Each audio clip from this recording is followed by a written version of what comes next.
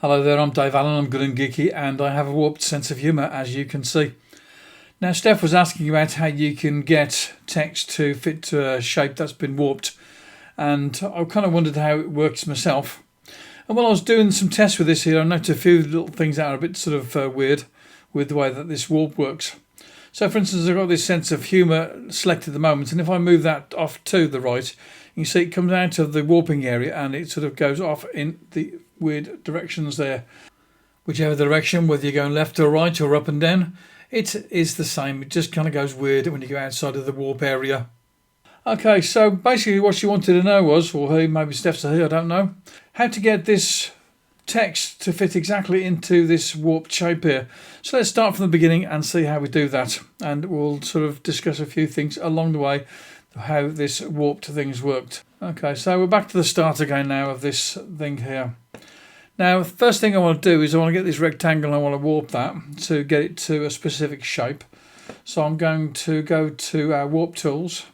I can get it from the layer thing up here and go to warp group and perspective. And then just got to get the nodes and the corners here and put it wherever I need it to be.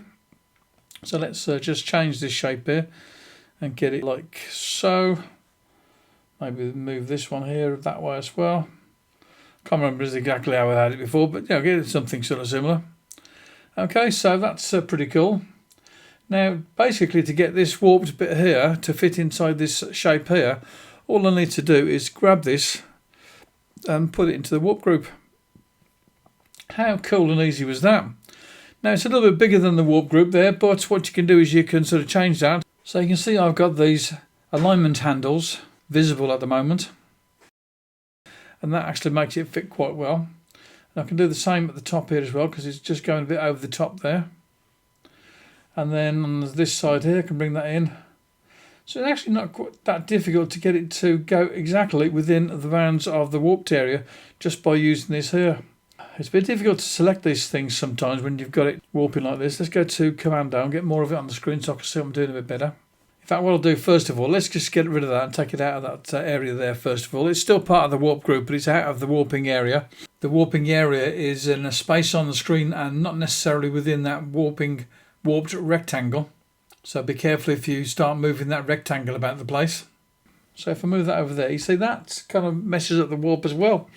So the warping area is actually sort of where the warped bit is on the screen now and not actually the rectangle. So that's something that you're going to have to be aware of, that if you move the rectangle, the shape that you warped originally, it's going to change your warping on the screen there. So let's do some Command Z on this here to put it back all where it was before. What I'm going to do now is I want to have this sense of humour, and I'm going to try and fit it into this area here. Okay. What I'm going to do this time is I'm going to get the warp tool here on the sense of humour there. So let's go to layer. Let's get warp group and go to perspective. And what I want to do now is I want to get that so it fits in this area. Now that's kind of weird, isn't it? I've got the node editing tool instead of the... okay, let's clear that out of the way. Now what I want to do is I want to set it. I want to give it a warp. So let's set warp on this here to perspective. Now I'm going to get this here, and I can do this, but I don't get it to, it won't lock into the corners. Okay, so what I have to do with this here now is, because it won't lock into the corners like that, what I have to do is get zooming in as close as possible to this corner here. And this time, to make it fit into the warp area, I've got to do it like that manually.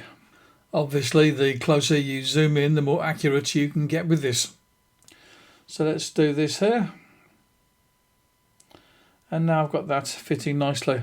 Obviously, the O drops down more than the T, so which is why you've got a gap between here. So you have to decide whether you want to have that fitting in or not. So I've got one warp group, which is the rectangle and the word warp. And then I've got another warp group on the sense of humour. And basically that's fitting that within that shape manually. So now what I can do is with the warp here, so let's get warp here and put it inside this area here. And I can use the tools here, so grab that tool there and I can make it fit exactly in. Okay, so I've got a line there. No, that's correct. So look for the green line on the edge there. So let's get this green line this side there. I've got the green line there, and that's made it fit. I'll zoom in on this here now. Go to view and zoom to selection. So now you can see the text is fitting perfectly, and I use it using those alignment handles. So let's turn on these alignment handles if you can't see them. And basically what you're looking for is this on this toolbar here, show alignment handles. So if you can't see the alignment handles, put them in there. And this is also where you go if you need the transform origin, which is if you want to rotate it around a different centre of rotation. Two different ways of getting things to line up. One way you're using these alignment handles. Another way I just got the edges, the corners of the actual text there, and did it manually.